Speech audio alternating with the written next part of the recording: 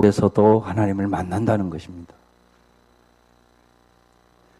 우리는 좋은 차를 타고 좋은 직장에 좋은 집을 가질 수 있습니다. 우리가 누리고 싶어 하던 것을 이 땅에서 성취할 수 있습니다.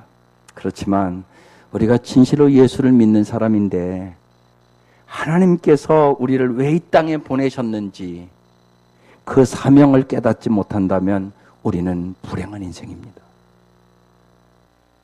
사명자는 그래서 고난 속에서도 하나님을 만나는 것입니다.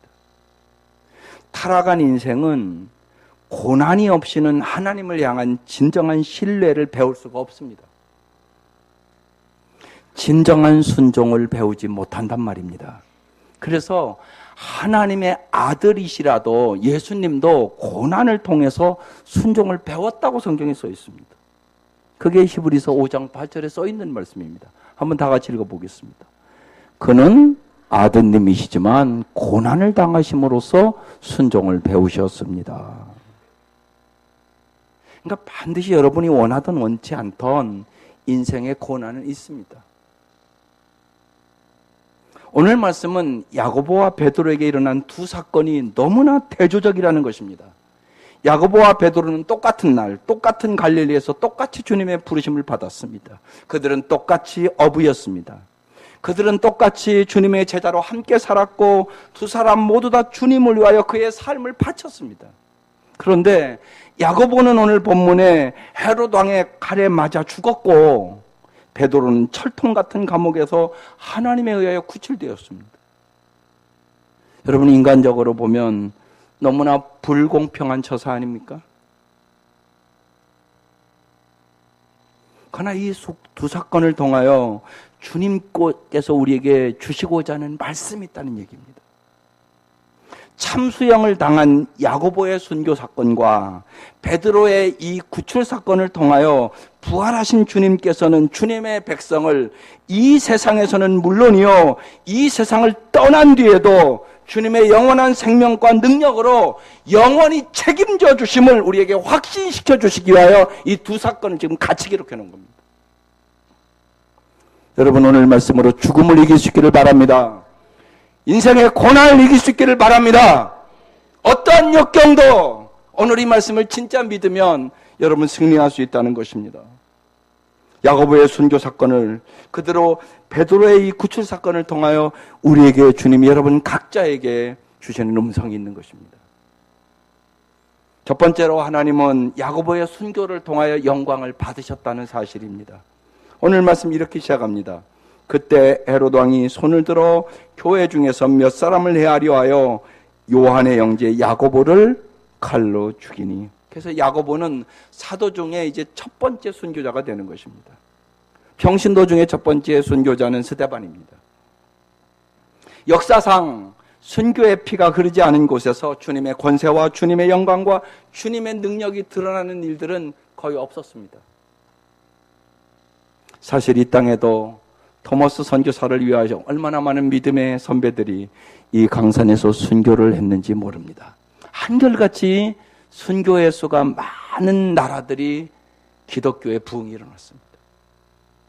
그래서 우리는 서울 양화진 선교사 묘지를 갈 때마다 그들이 순교하며 전했던 그 복음 때문에 내가 예수 믿게 되었다는 사실이 얼마나 감사하고 감격스러운지 우리는 되새기게 됩니다. 거기에 지금 이재철 목사님이 시무하는 100주년 기념교회가 있습니다.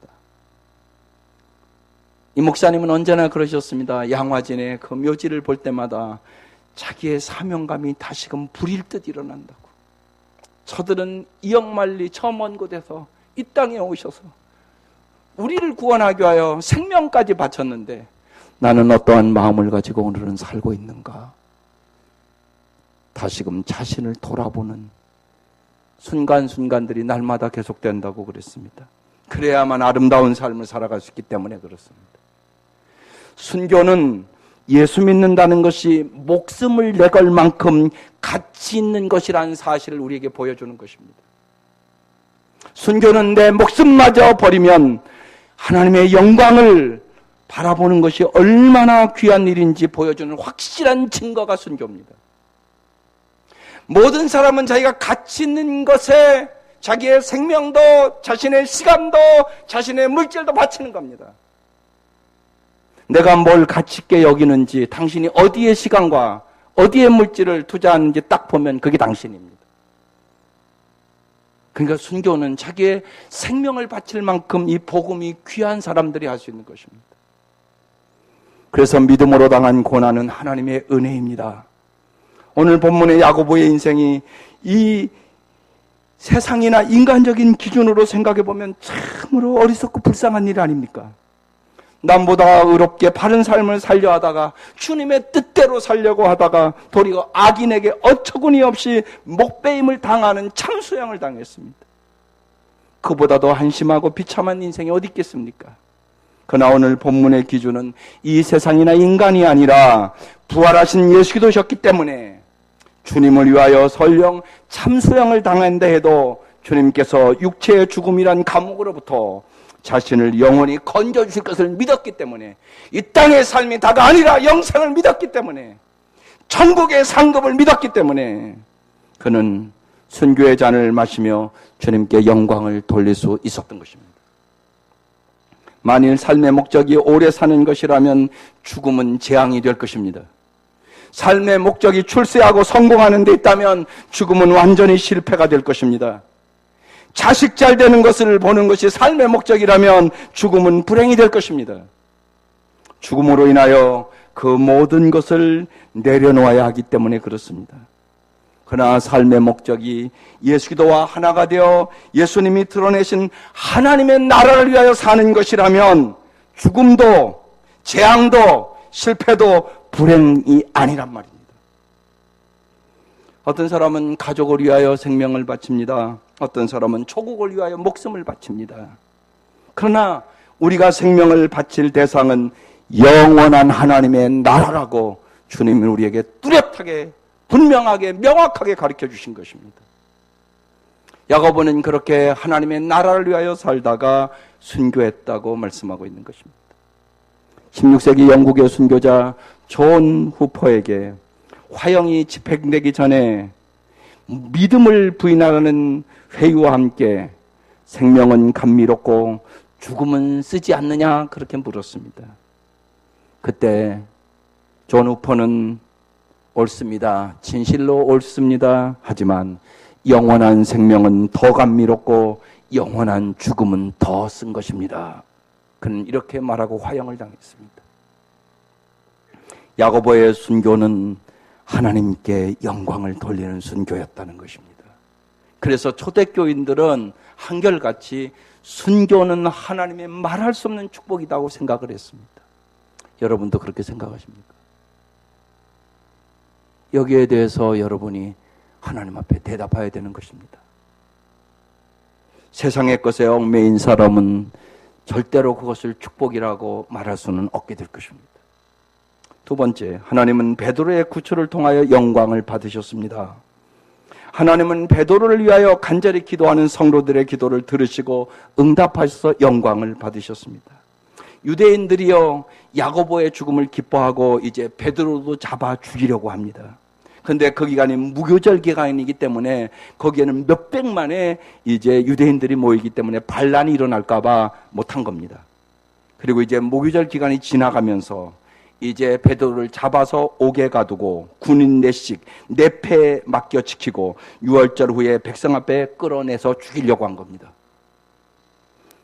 이에 베드로는 옥에 갇혔고 교회는 그를 위하여 간절히 하나님께 기도를 했습니다.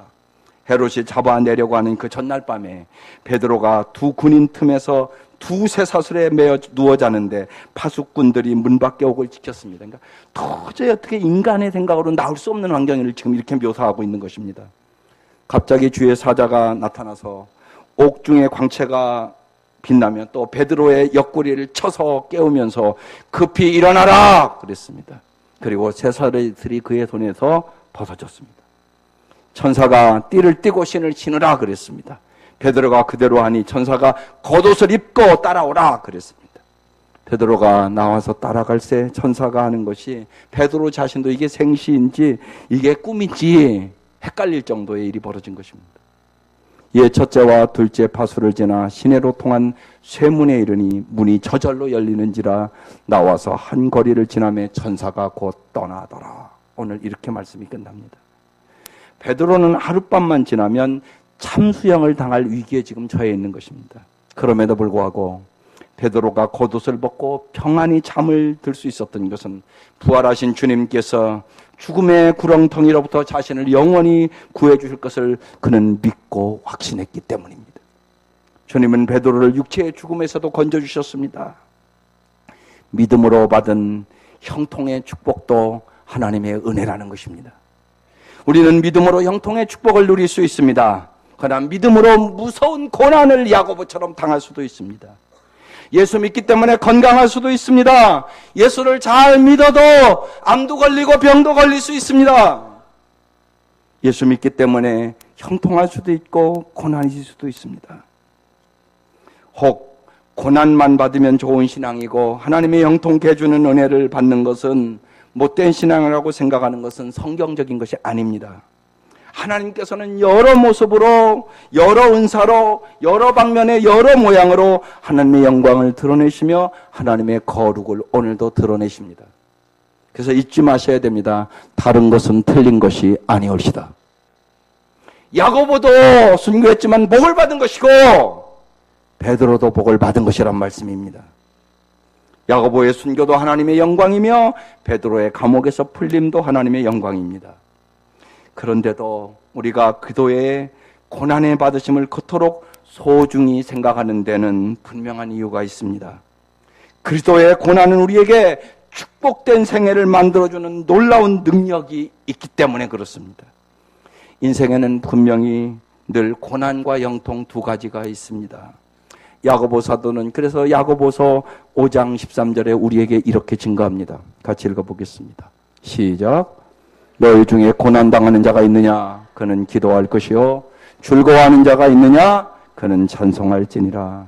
고난과 영통 두 가지가 있지만 우리에게는 하나님께서 고난 속에서 주시는 축복이 형통 중에 주시는 축복보다 훨씬 깊다는 사실을 깨달아야 한다는 것입니다.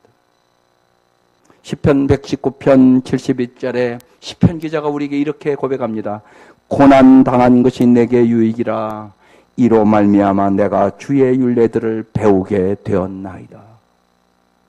하나님과 함께 고난을 끌어안고 우리가 원하던 원치 하던 인생의 고난은 있는데 살아갈 때 고난은 더 이상 고난이 아니게 되더라는 얘기입니다.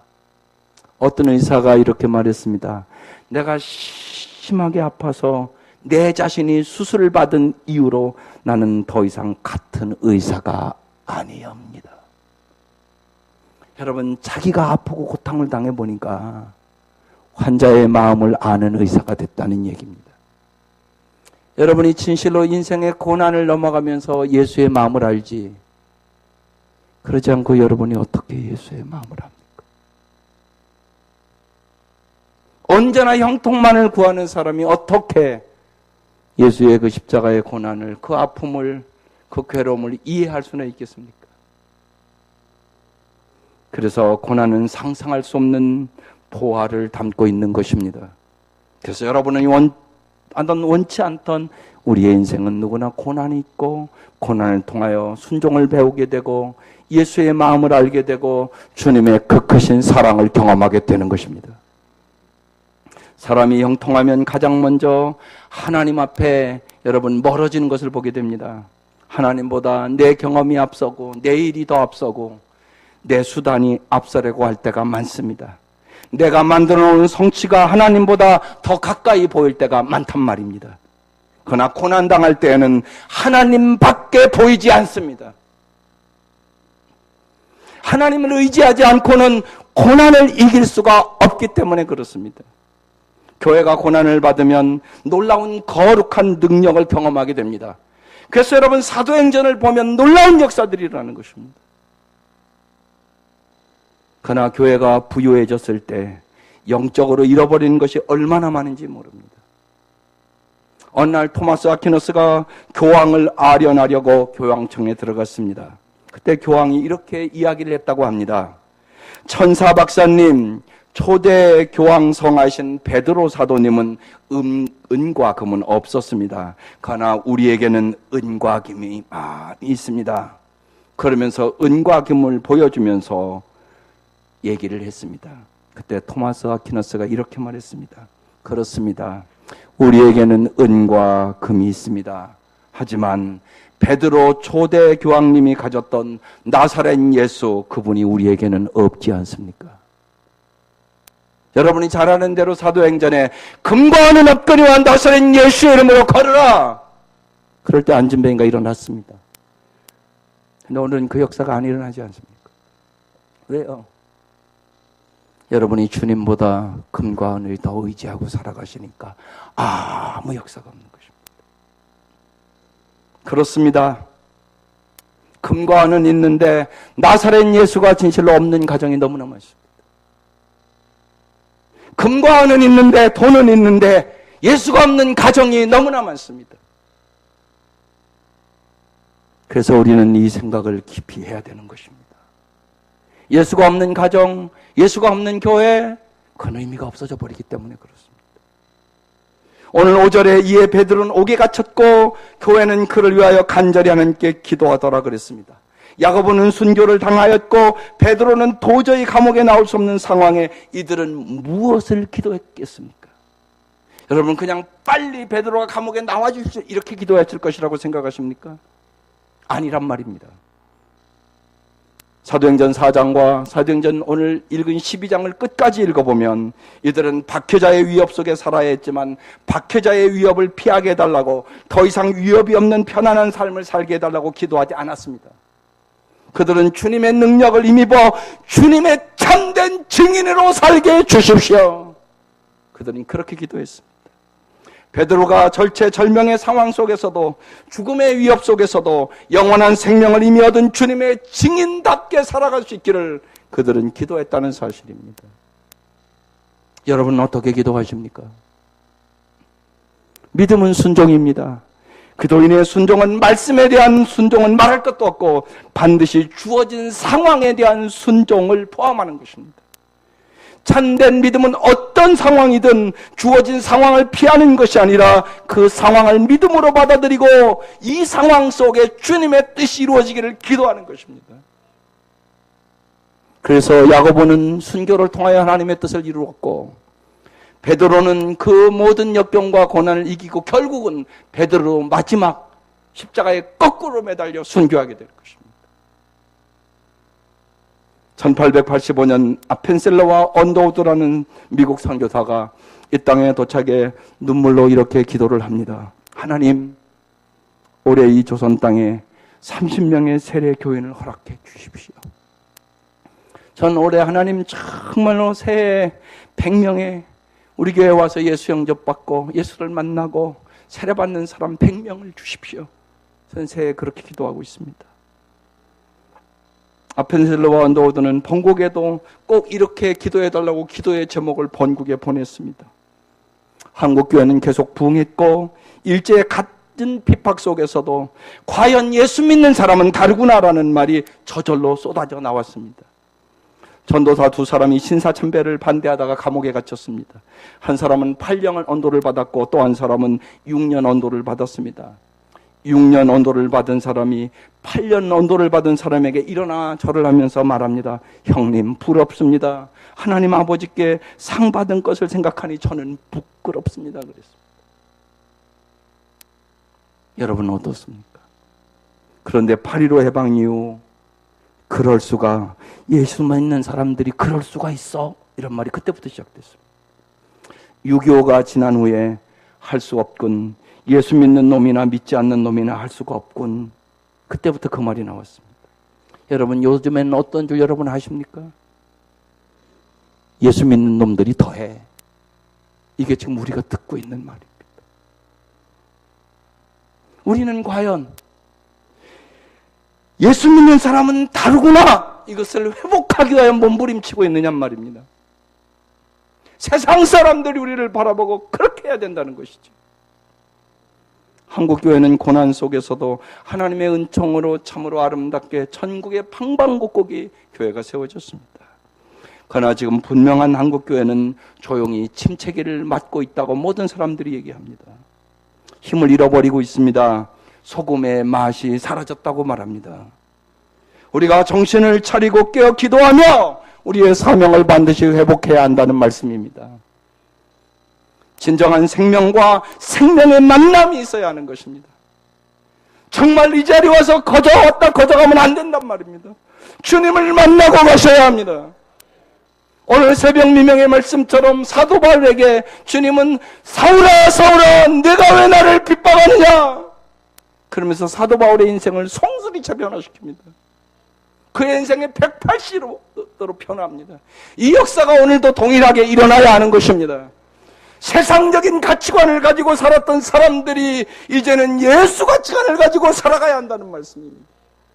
주 예수보다 귀한 분이 없음을 진실로 입술로만이 아니라 우리의 삶으로 보여줘야만 세상 사람들이 예수 믿는 사람들 진짜 다르구나 이렇게 우리에게 말하게 될 것입니다. 사람들이 생명보다 부유의 마음을 빼앗기면 교회는 능력을 잃어갑니다. 사도 바울은 사도행전 20장 24절에 언전의 사명에 대한 깊은 말씀을 합니다. 같이 읽어보겠습니다. 내가 달려갈 길과 주 예수께 받은 사명 곧 하나님의 은혜의 복음을 증언하는 일을 마치려 하면은 나의 생명조차 조금도 귀한 것으로 여기지 아니하노라. 이것이 우리의 고백이 되어야 한다는 얘기입니다. 바울은 나의 달려갈 길이 있다고 말합니다. 아무도 나를 대신하여 죽어줄 수 없고 아무도 나를 대신하여 살아줄 수 없는 나를 위하여 하나님께서 예비하신 이 놀라운 길, 그 길을 끝까지 주 예수께 받은 사명을 가지고 달려가겠다는 말씀입니다. 이 고백하고 예루살렘에 올라가 죽습니다. 바울은 한 영혼을 구원하는 것이 자신의 생명보다 귀한 사명이라고 말씀합니다. 그리고 이 땅에 수많은 선교사들이 그렇게 와서 죽었고 양화진에 묻혔고 우리가 구원을 얻었습니다. 그도인들은 천하보다 귀한 영혼을 구원해야겠다는 사명의 소중함을 깨달은 사람이 진정한 그리스도인입니다. 문제는 사명을 감당하기 위해 바울은 자기 생명을 투자했다는 것입니다. 그런데 우리는 사명을 투자해서 편안을, 편리를, 내 안위와 쾌락을, 내 명성을 살리려 합니다. 방향이 잘못됐다는 것입니다. 여러분 왜 예수 믿습니까? 요즘 목회자들을 보더라도 저를 포함해서 한 생명을 천하보다 귀하게 보는 목회자가 드뭅니다. 자꾸만 사람의 머리 숫자만 센단 말입니다. 왜? 사명감이 없어졌다는 말씀입니다. 부름받아 나서면 어디 가든지 가오리다 그 찬송 부르며 참 신학교 때 많이 울었습니다. 그런데 요새는 별로 그런 목회자들도 없는 것 같습니다.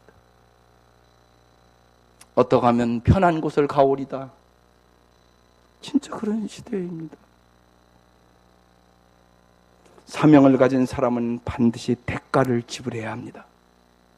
사도 바울은 명확하게 우리에게 끊임없이 얘기합니다. 빌립보서 1장 29절에 하나님께서는 여러분에게 그도를 위한 특권, 즉 그도를 믿는 것뿐만 아니라 또한 그도를 위하여 고난을 받는 특권을 주셨습니다. 여러분 주님을 위하여 받는 고난은 특권이란 말입니다. 아무나 받을 수 있는 것이 아닙니다. 은혜를 안 받은 사람이 어떻게 주님을 위하여 고난을 받습니까? 어떻게 장사를 포기합니까? 어떻게 돈을 포기합니까? 돈 버는 게 눈앞에 보이는데. 디모데후서 1장 8절에도 그러므로 그대는 우리 주님에 대하여 증언하는 일이나 주님을 위하여 갇힌 몸이 된 나를 부끄러워하지 말고 하나님의 능력을 힘입어 복음을 위하여 고난을 함께 겪으십시오. 그렇게 말합니다. 디모데후서 3장 12절에도 그도 예수 안에서 경건하게 살고자 하는 사람은 모두 박해를 받을 것입니다. 그랬습니다. 우리가 주님의 거룩하심을 쫓아 이 땅에 살려고 할 때 세상 사람들은 우리를 싫어합니다. 예수 때문에 나를 싫어합니다. 거룩은 세상의 것이 아니기 때문에 그렇습니다. 그래서 적당히 그냥 세상 사람과 타협하고 살아간단 말입니다. 그러나 한국교회가 통일이라는 민족의 수건 앞에 고통이라는 대가를 지불하면 하나님께서는 독일의 통일보다 더 멋진 통일을 주실 것을 저는 믿고 기도합니다. 교회가 예수 그리스도의 복음을 증거하고 생명의 길을 선포하는 일에 최종적으로 헌신하고 모든 고통을 각오하고 감내한다면 복음이 땅끝까지 전파되고 새로운 부흥의 역사가 일어나게 될 것입니다. 이것이 없이는 여러분 한국교회는 다시 부흥을 기대할 수 없단 말입니다. 그게 냉철하게 분석하는 현실입니다.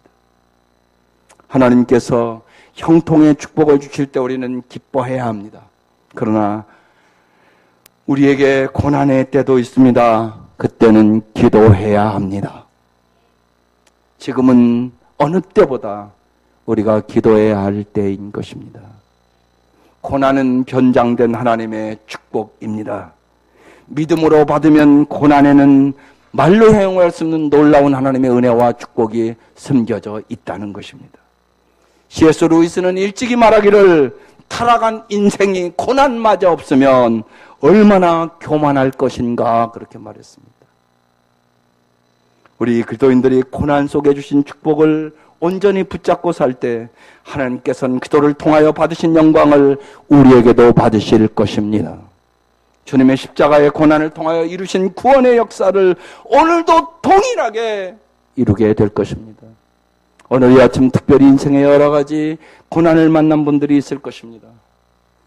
주님을 만나는 기회가 될 수 있기를 바랍니다. 또한 너무나 편안해서 주님으로부터 너무나 멀어져 있어서 기도도 하지 아니하고 성경도 보지 아니하고 간절함도 없고 사모함도 없고 이 사람들이 큰일 난 사람들입니다. 영적으로 완전히 무너진 사람들이기 때문에 그렇습니다. 오늘 이 아침 진실로 회복하시기를 바랍니다. 사도행전의 구원의 역사가 이 아침 여러분을 통하여 여러분의 삶에, 여러분의 가정에, 그리고 이 민족 위에, 또한 평창올림픽을 앞두면서 정말 여러분 그거 했다고 통일되겠습니까? 그렇지 않다는 거 여러분 너무나 잘 알지 않습니까? 진실로 환상을 보고 꿈을 갖고 우리가 주님의 십자가의 고난을 생각하면서 주께서 고난 후에 주시는 놀라운 하나님의 축복을 경험하시기를 주의 이름으로 축원합니다. 기도드리겠습니다.